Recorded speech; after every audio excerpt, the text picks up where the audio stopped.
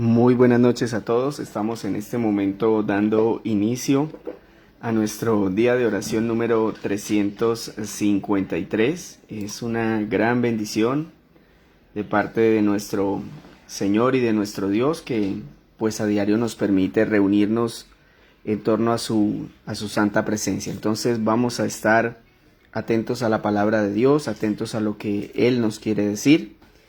Un saludo especial para el hermano Francisco, que ya se encuentra conectadito, mi esposita, el hermano Enrique, a cada personita que se nos conecta, que se acerca al grupo de oración.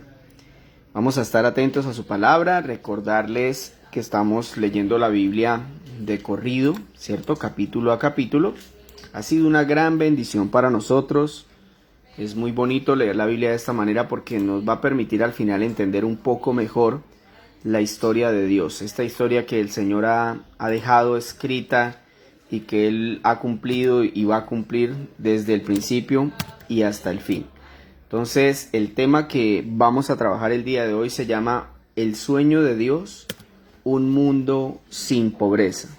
El sueño de Dios, un mundo sin pobreza. Lo vamos a basar en Deuteronomio capítulo 15 para que vayan ubicando ahí en sus Biblias el texto y de esa manera, no se pierdan de la lectura. Recuerden que es muy importante estar atentos, ¿cierto? A toda la lectura que se realiza, tratar de llegar siempre temprano, a horas. No por mí, ¿no? Sino porque vamos a leer la palabra del bendito Dios y qué bueno que Él vea que a nosotros nos agrada, y una forma de demostrar ese agrado, ese amor hacia Dios, es que lleguemos temprano.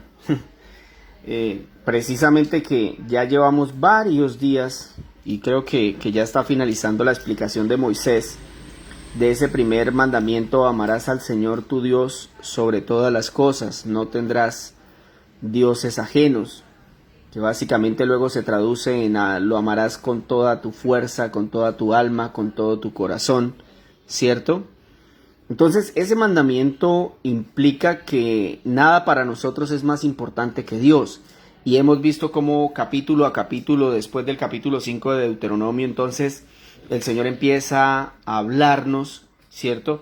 Y a decirnos y a explicarle al pueblo de Israel ¿por qué era importante ese mandamiento? ¿Dónde podían errar? ¿Cómo lo podían fortalecer? ¿Cómo podían hacer la voluntad de Dios amándolo más cada día? Demostrando ese amor con actitudes diarias de nuestra vida. Y hemos ido trabajando en ese mandamiento fuertemente. Al Señor le interesa mucho ese primer mandamiento de que lo amemos a Él sobre todas las cosas. Recordemos hoy Deuteronomio capítulo 15.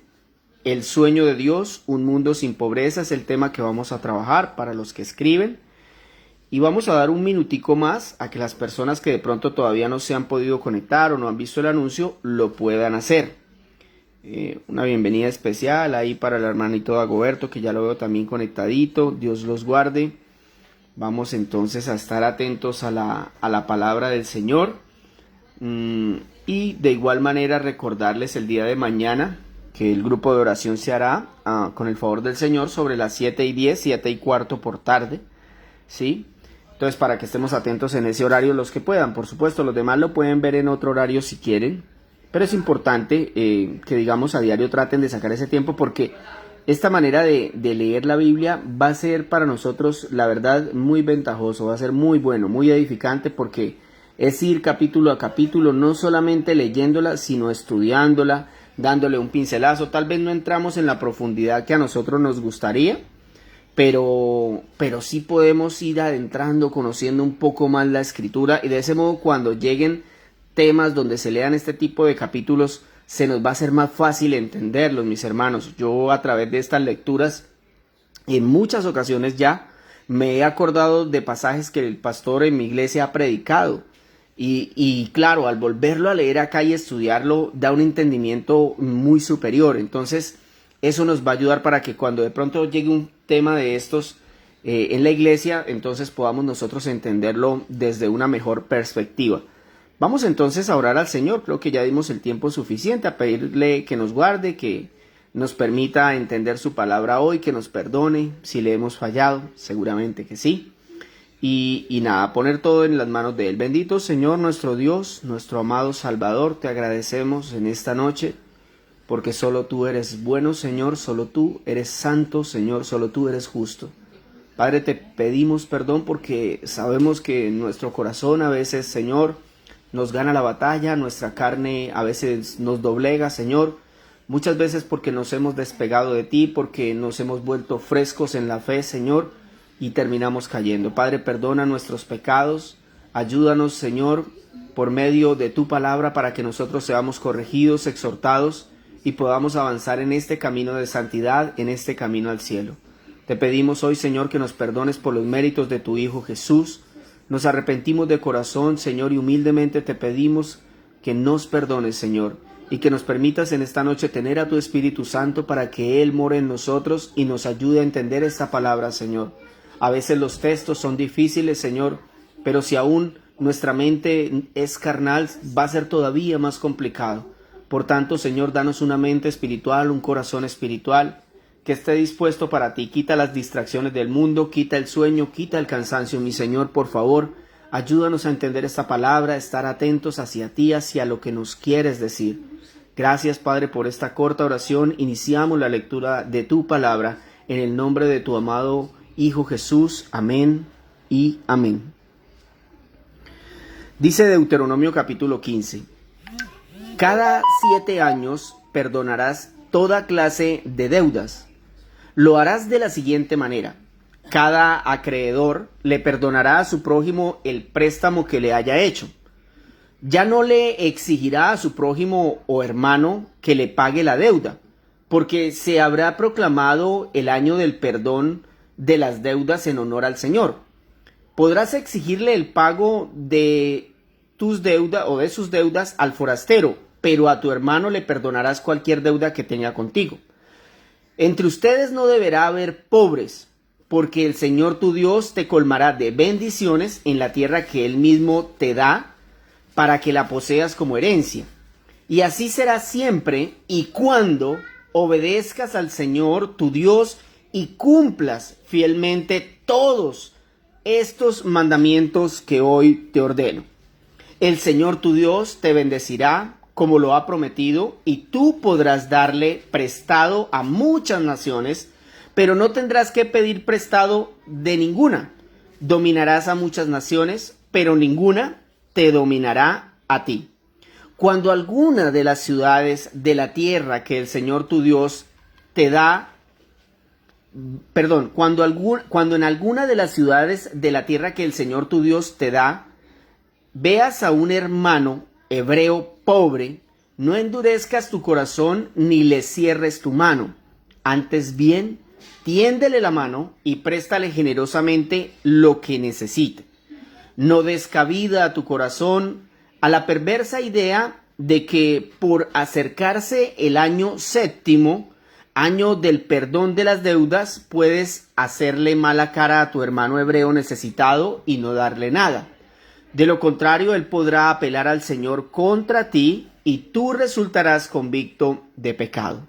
No seas mezquino, sino generoso. Y así el Señor tu Dios bendecirá todos tus trabajos y todo lo que emprendas. Gente pobre en esta tierra siempre habrá. Por eso te ordeno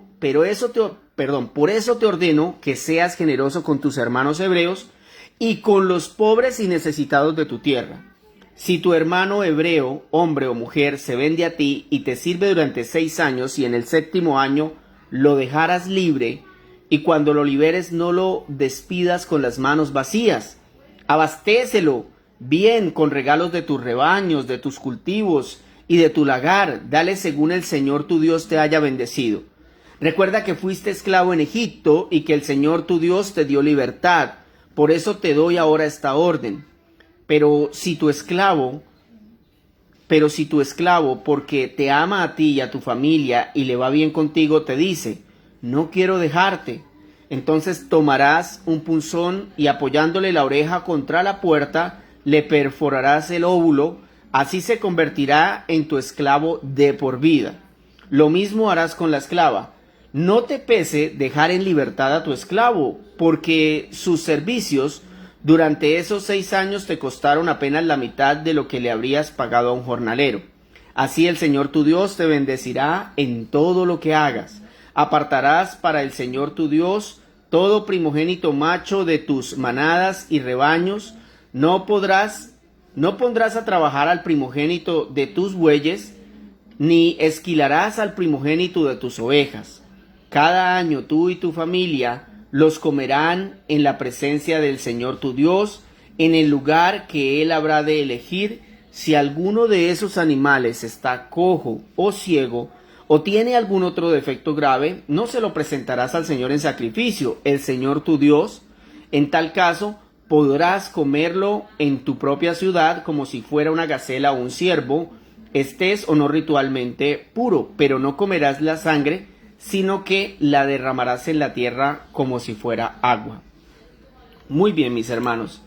Recordemos entonces el título que decidí darle al tema de hoy, que es El sueño de Dios, un mundo sin pobreza. Y efectivamente para el pueblo de Israel era un sueño para Dios, era un deseo de Dios, si así se puede decir, que no existiera pobres entre el pueblo de Israel.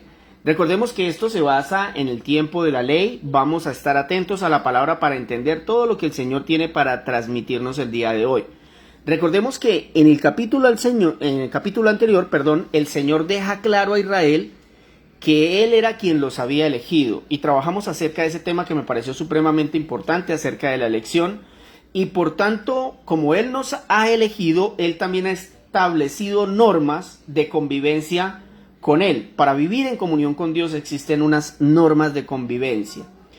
Y esto muestra la soberanía de Dios y el control que Él tiene sobre su creación y sobre su pueblo. Ahora en este capítulo empieza diciéndoles que Él los bendeciría. Está hablando al pueblo de Israel, vuelvo y repito, para que no nos equivoquemos y estemos atentos. Él empieza diciéndoles que Él los va a bendecir en gran manera, pero, como siempre hay un pero, si cumplían todos.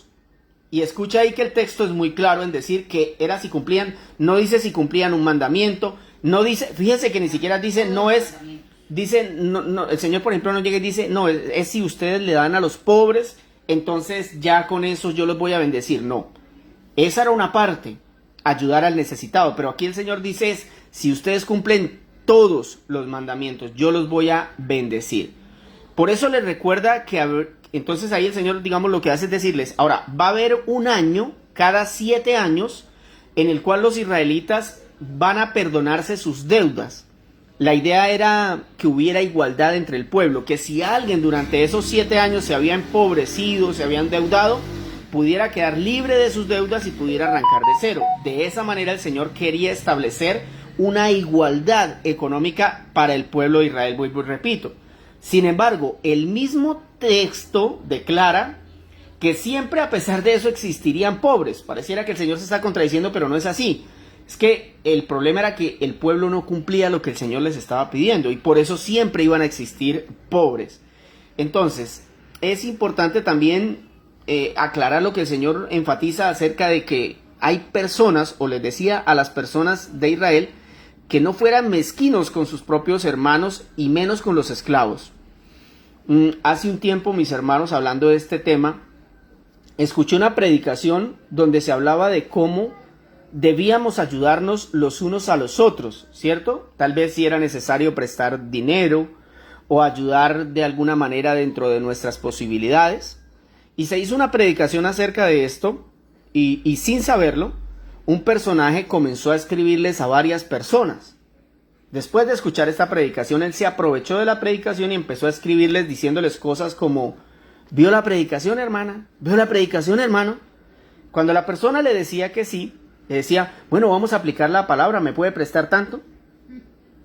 Muchas veces la palabra va a ser utilizada de esa forma, ¿cierto? Y las personas, pues, aunque no estén en una clara necesidad, se van a aprovechar de la palabra para sus propios beneficios. Y por eso es que es tan importante este tema de hoy, ¿sí?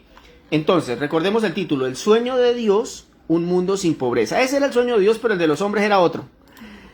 Ahora, en las normas de Dios, entonces vamos a ver hoy un solo punto y de él vamos a sacar 2 adicionales. Este punto es, en las normas de Dios no debería existir pobreza. En las normas de Dios no debería existir pobreza. Espérenme, ya se los publico con los versículos que vamos a trabajar, porque son varios. Un segundo, ya se los publico de Dios. Muy bien. Entonces, en las normas de Dios, o si usted vive bajo las normas de Dios, no debería existir pobreza como tal. Dice el versículo 4, vamos a leer del 4 al 6 y luego vamos a leer el 11, el 10 y el 11. ¿Listo? Pongan atención, por favor, para que no se pierdan. Dice: entre ustedes no deberán haber pobres, porque el Señor tu Dios te colmará de bendiciones en la tierra que Él mismo te da para que la poseas como herencia. Y así será siempre y cuando obedezcas al Señor tu Dios y cumplas fielmente todos estos mandamientos que hoy te ordeno. Eso era un decreto para el pueblo de Israel. El Señor tu Dios te bendecirá como lo ha prometido, y tú podrás darles prestado a muchas naciones, pero no tendrás que pedir prestado a ninguna. Dominarás a muchas naciones, pero ninguna te dominará a ti. Versículo 10 y 11. No seas mezquino ni generoso, y así el Señor tu Dios bendecirá todos tus trabajos y todo lo que emprendas. Gente pobre en esta tierra siempre habrá, pero por eso te ordeno que seas generoso con tus hermanos hebreos y con los pobres y necesitados de tu tierra. Impresionante, ¿no? Un texto bastante fuerte. Muy bien, entonces en las normas de Dios no debería existir esa diferencia económica entre las personas. Mire, hace un tiempo el falso predicador Guillermo Maldonado, que no les recomiendo escuchar, aunque hoy les voy a enviar un videito acá colgado acá en los comentarios más tarde cuando finalicemos para que lo vean cuando puedan, acerca de cómo él en un momento se vistió de habitante de calle y se subió al púlpito en su iglesia para enseñarle a ellos que un pastor en pobreza o un cristiano en pobreza no podía bendecir al pueblo de Dios. Él se subió vestido de habitante de calle, de mendigo, como usted le quiera llamar, y le dijo a esta gente que lo sigue a él que un pastor en pobreza no podía bendecir al pueblo de Dios, que un cristiano en pobreza no podía bendecir al pueblo de Dios. Inmediatamente yo pensaba en los cristianos que están en África, en Medio Oriente, en Corea del Norte, porque ellos se reúnen en el bosque a la madrugada, escondidos para que no los maten, para que no los encarcelen. Muchos de ellos no tienen para comer. ¿Usted se imagina que alguien les mostrara el video de lo que ese hombre dijo a esos cristianos? A esos cristianos que luchan y que guardan su fe a pesar de la pobreza en la que viven. Y muchas veces son y viven en esas condiciones por causa de mezquinos como nosotros, que no los ayudamos. Y sin embargo ellos siguen siendo fieles a Dios. Son un ejemplo, es todo lo contrario a lo que predicaba ese falso apóstol. Ahora bien, es tremenda la promesa que el Señor hace al pueblo de Israel, que les dice: si ustedes cumplen todos mis mandamientos, no habrán pobres en Israel. Pero ellos nunca llegaron a cumplir eso, y por eso habrían pobres siempre, más bien. Y no era solamente la pobreza de que cumplían los mandamientos y no habrían pobres, sino que el Señor doblega, por decir así, la apuesta. Él dice: no es solamente que no van a haber pobres, sino que es que los voy a bendecir de sobremanera.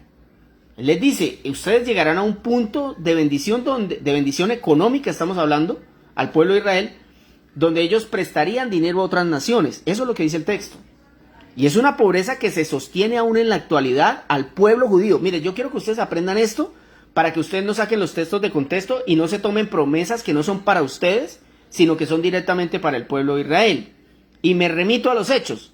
En la actualidad, mis hermanos, el pueblo judío que ha sido o que han intentado destruirlos en muchas ocasiones durante toda la historia humana. La última vez que lo intentaron, Raúl nos lo contó hace 2 semanas atrás, que fue con el holocausto judío, ¿cierto? En las cámaras de gas, donde mataron se cree que más de 6 millones de judíos. Ese fue el último intento de exterminio grande que se hizo del pueblo de Israel. Y siempre eso ha pasado. ¿Y qué ha sucedido ante esa situación? Pues que el Señor siempre los ha rescatado. Y aparte de que los rescata, los restaura y hace de ellos una nación muy próspera. Es más, mire, actualmente, escuchen por favor, actualmente el pueblo de Israel se encuentra entre las potencias mundiales más poderosas de todo el mundo. En el campo científico, en el campo económico, en el campo agrícola, en el campo educativo, en el campo militar, son pioneros. Tengamos en cuenta que hace 70 años el terreno donde Israel está hoy era un desierto. Entonces es Dios quien los ha prosperado a ellos. Entonces debemos ver que Dios siempre cumplió su parte con Israel. Esa promesa que Él les está haciendo, Él siempre la cumplió, pero Israel no le cumplió al Señor. Israel rompió los mandamientos. Nosotros como cristianos, ¿qué podemos extraer de este texto? Bueno, algunos principios fundamentales para este sueño del Señor, donde vemos claramente que Él no se agrada de ver la pobreza económica en las personas, pero tampoco se agrada de ver la pobreza espiritual de este mundo. Fíjense que aquí ya vamos a dividir el tema para nosotros en dos, porque la Biblia promete que las promesas del pacto de la gracia son mejores. Y por supuesto que así es. Aquí ya solamente el Señor no nos habla de pobreza económica, sino que también nos va a hablar de pobreza espiritual. Y vamos a ver las dos. Entonces, la pobreza material, primero que todo. El Señor definitivamente nos dice, es que no debería existir ninguna de las dos pobrezas. No debería. No debería existir pobreza económica ni tampoco pobreza espiritual. Vamos a esa parte, la pobreza material o económica. Y vamos a trabajarla con el libro de los Hechos, el capítulo 12, el versículo 44. Un solo versículo, pero hermoso versículo. Dice así, escuchen bien. Todos los que habían creído... Ay, espérenme porque creo que se borró. Ya, ahí sí. Todos los que habían creído estaban juntos y tenían en común todas las cosas. Y vendían sus propiedades y sus bienes y los repartían a todos según la necesidad de cada uno. ¿Usted qué principio ve ahí? El de la igualdad. Cuando estos cristianos se convertían y veían que ellos tenían más que otros o que otros estaban soportando necesidad, entonces inmediatamente decían, no, yo voy a vender lo que yo no necesito. Porque allá hay un hermano mío que está aguantando hambre. Y eso no puede pasar. Acá encontramos el verdadero sentido de la iglesia cristiana. Una iglesia que en el libro de los Hechos era brutalmente perseguida y odiada por el mundo. O sea, no era nuestra iglesia. Nosotros no somos perseguidos, hermanos. Discúlpenme. Nosotros vivimos en nuestras casas muy cómodos, muy tranquilos. A nosotros nadie nos persigue. Muchos de los problemas que nosotros tenemos es por causa de nuestro pecado, no por la causa de Cristo. Y eso es importante aclararlo. Entonces hay una gran diferencia entre esa primera iglesia y nosotros. Esta iglesia era perseguida brutalmente, odiada por el mundo, pero sin embargo, ¿qué dice el texto? Estaban juntos y como hermanos se ayudaban. Pregunto, ¿es usted hijo de Dios? Porque yo digo que yo soy hijo de Dios. De acuerdo a la escritura, a lo que he leído, yo puedo decir, yo soy hijo de Dios, Señor, gracias. No lo merezco, pero soy hijo de Dios. ¿Y por qué les digo esto? Porque muchas personas se hacen llamar hermanos en la fe y no tienen conciencia de lo que están diciendo. Muchas personas dicen, oiga hermano, le dicen a uno hermano para obtener los beneficios de un cristiano. Es decir, están pensando en lo material. Es que si yo me hago pasar por cristiano, es que si yo me disfrazo como cristiano, entonces yo voy a alterar el corazón del otro, del que sí es cristiano, y voy a hacer que Él me dé lo que yo necesito. Algunos para obtener favores sentimentales, sexuales, y otros para obtener favores económicos.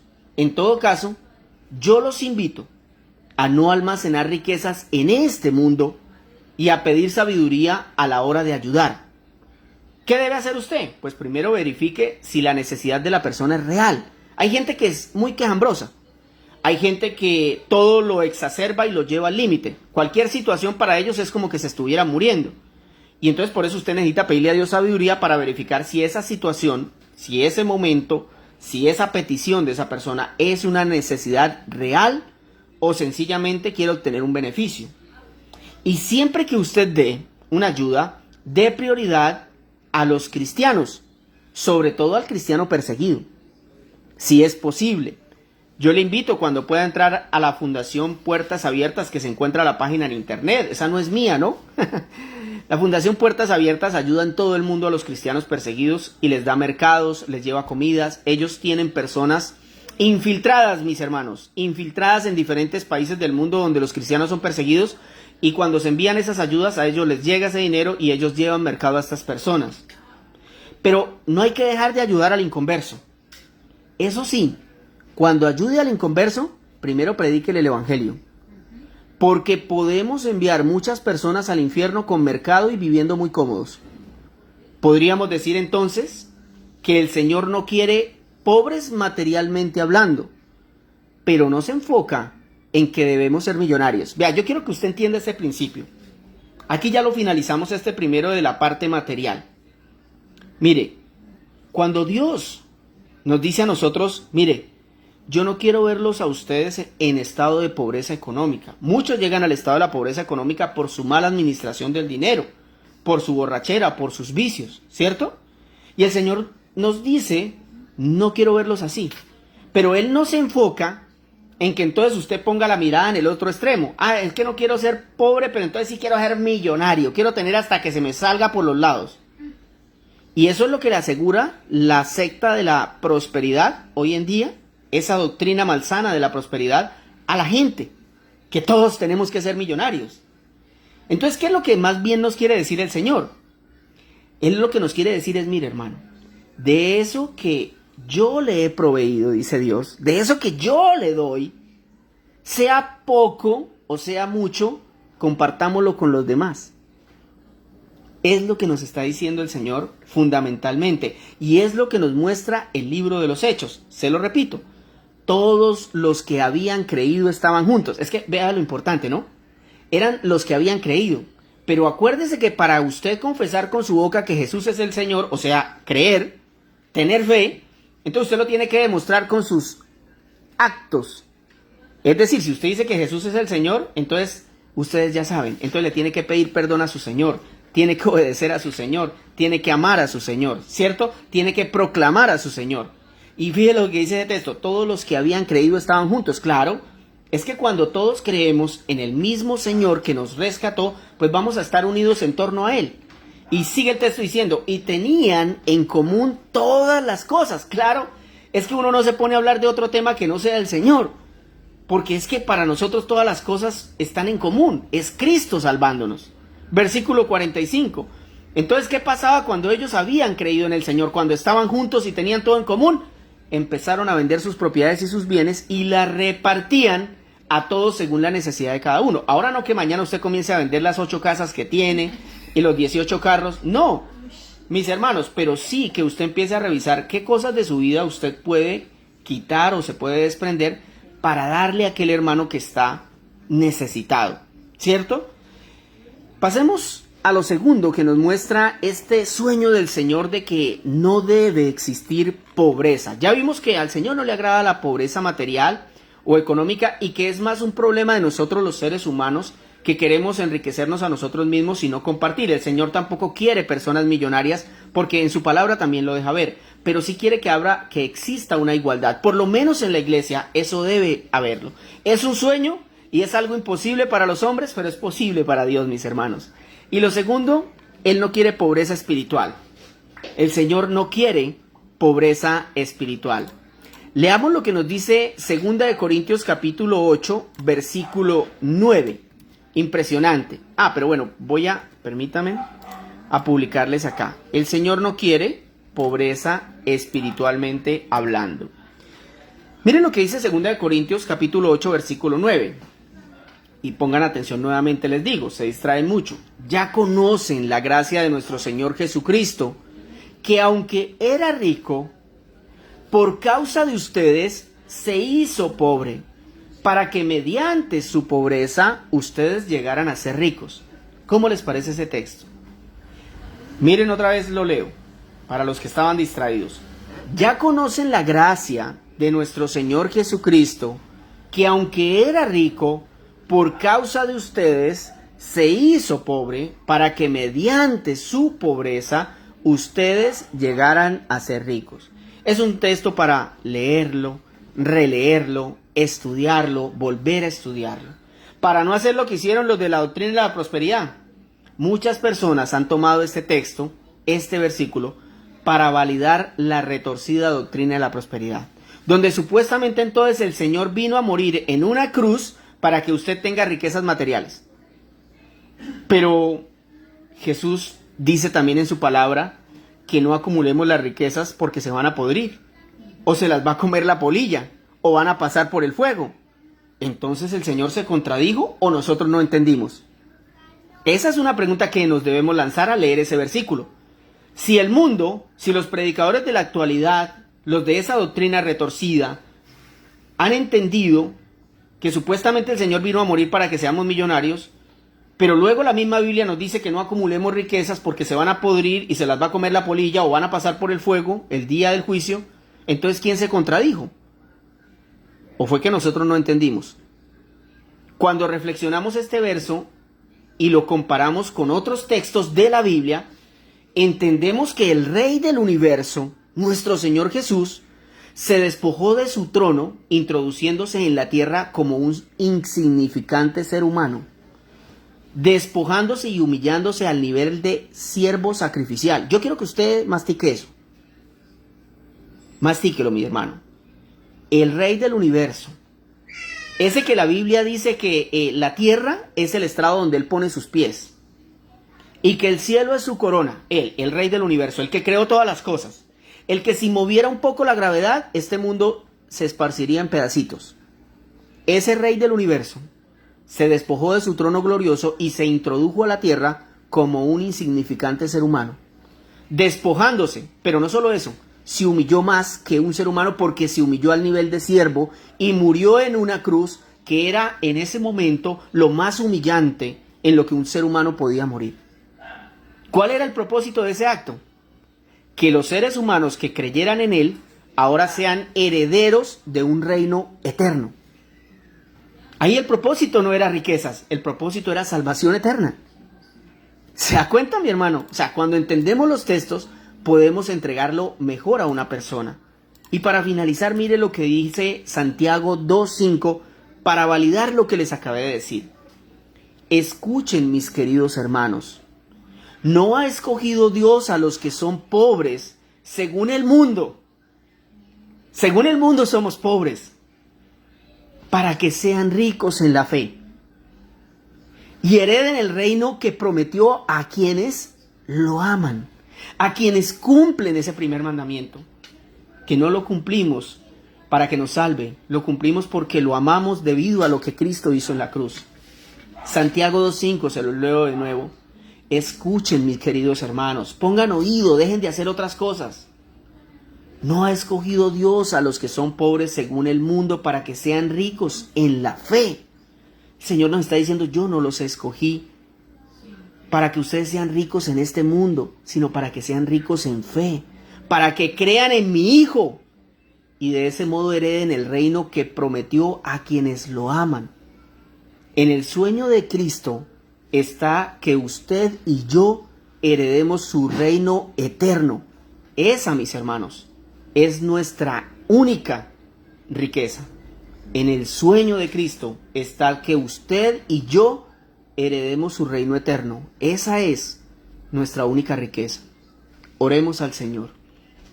Bendito Señor, nuestro Dios y nuestro Salvador, gracias por tu hermosa palabra, Señor. Permite que esta palabra llegue a nuestros corazones y a nuestras vidas, Señor, y que traiga cambios a aquellas cosas que de pronto, Señor, estamos haciendo mal delante de ti. Vemos por tu palabra que para ti había un sueño que es muy difícil de cumplir, Señor, que no hubiera pobreza en el pueblo de Israel. Y aunque tú les habías dado bendiciones si cumplían los mandamientos y ese decreto de que no habrían pobres en Israel, siempre los hubieron por la misma desobediencia del pueblo, Señor. Pero aún así, Dios, hoy en día tú nos transmites, Señor, cómo aún en la iglesia que nuestro amado Señor Jesucristo nos dejó, este pueblo, al estar recién convertido, Señor, te amaba tanto que empezaron, Señor, a estar juntos, a tener todo en común, a vender las propiedades y los bienes los que más tenían y a repartirlos en los que más necesidad tenían, Señor. Qué impresionante es entender esas cosas y profundizarlas para no vivir un cristianismo tan efímero, tan material, un cristianismo en el cual solo pensamos en nosotros, donde no nos desprendemos de nada para ayudar a aquellos que verdaderamente necesitan, a aquellos que sufren necesidad, a aquellos que soportan hambre y que a pesar de que soportan hambre siguen fieles a ti, Señor. Padre amado, hoy oro, Señor, por aquellos que viven en extrema pobreza y pertenecen a tu reino. Y perdónanos a nosotros por no ayudarles, Señor, por hacer lo mínimo, Señor, que es orar, Señor, por ellos. Queremos ayudar, Señor, muéstranos el camino. Si es por medio de la Fundación Puertas Abiertas, ayúdanos a hacerlo. Si es por medio de Heal Cry, el Centro Misionero del Pastor Paul Washer o la Iglesia, Comunidad Vida con Propósito, Señor, dirígenos para hacer esa obra para tu reino en aquellos que tienen necesidad, que viven en la pobreza, Señor. Dentro de nuestra iglesia, ayúdanos a ver realmente a aquellos que tienen necesidad. Señor, haz que aquellos que son estafadores y lobos disfrazados de ovejas sean descubiertos. Aquellos que quieren estafar a los demás cristianos incautos, que tal vez, Señor, en medio de su deseo de ayudar, terminan siendo estafados, Padre.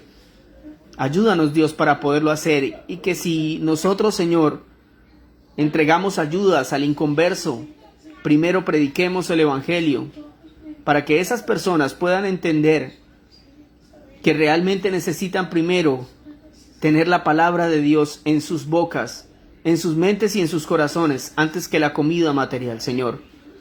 Por favor, ayúdanos a no ser más pobres espirituales, Señor, a entender que tú viniste a dejarnos una herencia, Señor, a que seamos ricos en la fe.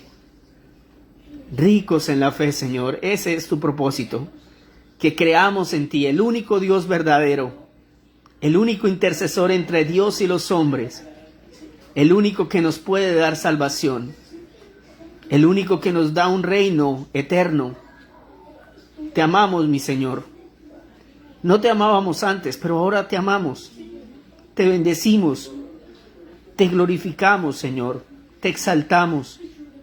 Solo tú, Señor, solo tú mereces la gloria, solo tú mereces la honra, Señor. Gracias por tu preciosa palabra en el libro de Deuteronomio, Señor. A veces cuando pensamos que algún texto es difícil, Señor, no entendemos que proviene de tu santa mente, Señor. Oh, cuán grandes son las sabidurías de Dios, cuán insondables son sus caminos, Señor. Cómo no estudiar tu palabra, cómo perdimos tanto tiempo en las cosas de este mundo, Señor, viendo tus propósitos eternos y tus bendiciones, Señor. Te damos gracias hoy. Te pedimos que nos perdones cuando hemos pensado solo en nuestro estómago, solo en nuestros beneficios, Señor, y no hemos pensado, Señor, en aquellos que tienen mayor necesidad. Ayúdanos, Señor, a entender estas verdades y a llevarlas a la práctica, Padre. Permite que nosotros, a partir de hoy, tengamos un cambio en este sentido, Padre. Bendice la vida de cada hermano que se conecta a este grupo de oración. Llénalos, por favor, mi Señor, del Espíritu Santo, Padre. Permite que haya más conversiones, Señor. Permite en tu santa voluntad que lleguen más personas al grupo, Señor. Es el propósito, Señor, que más personas conozcan tu reino, conozcan tu plan de salvación. Lo hacemos para la gloria de tu nombre. No nos interesan las masas, Señor. Nos interesan que cada persona que llegue pueda conocerte, Señor. Y si le duele el Evangelio, y si le duele la predicación, que en un tiempo regrese diciendo: me fui porque predicaban la palabra de Dios y no soporté el antibiótico, pero que luego regrese para que tú sanes su corazón, para que tú le perdones, lo restaures, le des vida eterna, Señor. Ayúdanos, Dios, para ser siempre fieles a tu palabra. Te pido que nos respaldes como tú lo quieras hacer, Señor. Que cuando prediquemos a una familia que está divorciada, que está destruida, Señor, tú restaures ese matrimonio. Que cuando llevemos una palabra a aquel que está enfermo, si es tu voluntad sanarlo, que tú lo sanes, Señor. Y que si tú no lo sanas, venga un milagro mayor, y es que esa persona en su convalecencia te siga adorando como el único Dios verdadero. Ayúdanos, Señor, para que en medio de cada situación en nuestra vida, nosotros podamos ver tu gloria.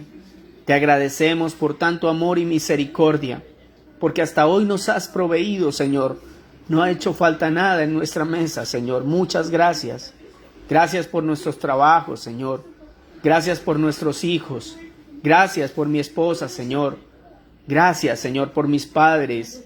Gracias por mis hermanos, Señor. Gracias por mi pastor, Señor. Gracias por el presidente que le has dado a Colombia, por los gobernantes. Señor, gracias por la vacuna que has traído, Señor. Gracias, Padre, aún por el juicio, Dios, porque ha permitido que muchas personas se humillen delante de ti, Señor. Gracias por cada cosa que tú estás haciendo.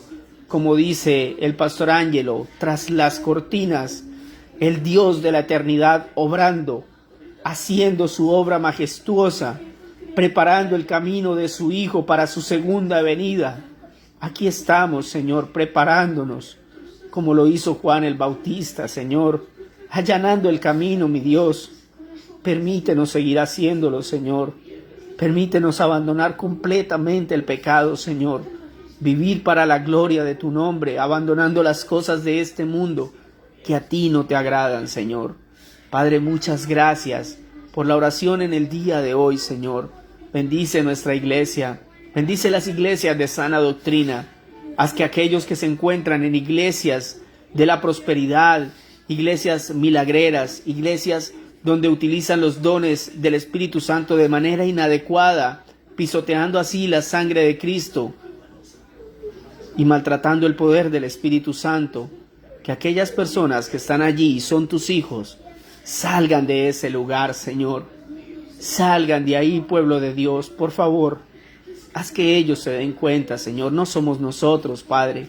Eres tú el que pondrás en el corazón y en la mente de aquellos que están en medio de la idolatría, de aquellos que están en medio de la hechicería, de aquellos que están en medio de iglesias donde creen que pueden ser salvos por las obras.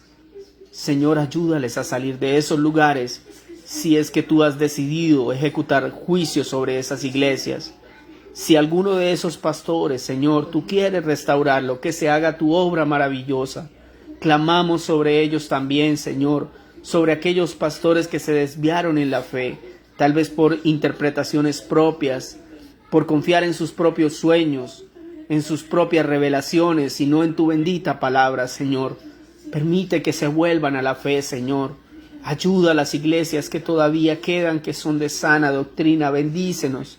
Por favor, ilumínanos, danos fortaleza y despiértanos para hacer tu obra, Señor. Gracias en esta preciosísima noche, Señor. En tu precioso nombre, Jesús. Amén y amén. Bueno, mis hermanitos, gracias a todos por su presencia. Desearles que Dios los bendiga mucho y si el Señor así lo permite, estaríamos mañana sobre las 7:10, 7:15 de la noche. Que Dios les bendiga.